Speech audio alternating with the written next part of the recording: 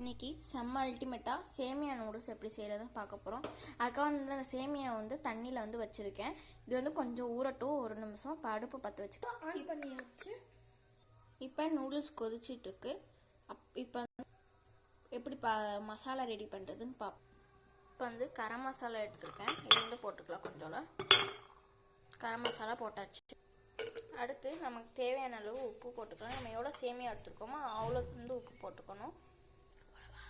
அப்புறம் வந்து தேவையான அளவு மிளகாய் பொடி. நம்ம எவ்வளோ சேமியா எடுத்துருக்கோமோ அது வரைக்கும் எடுத்துக்கலாம். சேமியா வந்து கொதிச்சிட்ருக்கு. இப்போ வந்து நம்ம வந்து ஒரு கரண்டி யூஸ் பண்ணி நல்லாவே கிண்டி விட்டுக்கலாம்.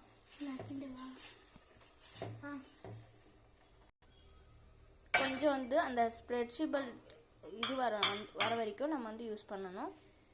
அது வரைக்கும் நம்ம கொதிச்சிட்ருக்கணும். அதுக்கு இப்போ வந்து மசாலா இன்னும் எப்படி பண்ணுறதுன்னு பார்ப்போம். இப்போ வந்து இப்போ நம்ம வந்து நல்லெண்ணெய் ஆட் பண்ணிக்கலாம். இப்போ வந்து சேமியா கொதிக்கிற தன்மை வரணும். பொங்கும் போது நம்ம ஆஃப் பண்ணிடணும். இப்போ வந்து பொங்கிருச்சு, நம்ம ஆஃப் பண்ணிடலாம். இப்போ ஒரு கலக்கு மட்டும் கலக்கி விட்டுடலாம். இப்போ வடிச்சிட்டு நம்ம அந்த மசாலாவில் நூடுல்ஸை இப்போ வந்து நான் கடாயில் போட்டு வடிச்சுக்கிறேன். இதில் போட்டு நல்லா வந்து வடித்து எடுத்துக்கலாம். இப்போ அடுப்பில் நான் வந்து இந்த நூடுல்ஸ் வந்து போட்டிருக்கேன்.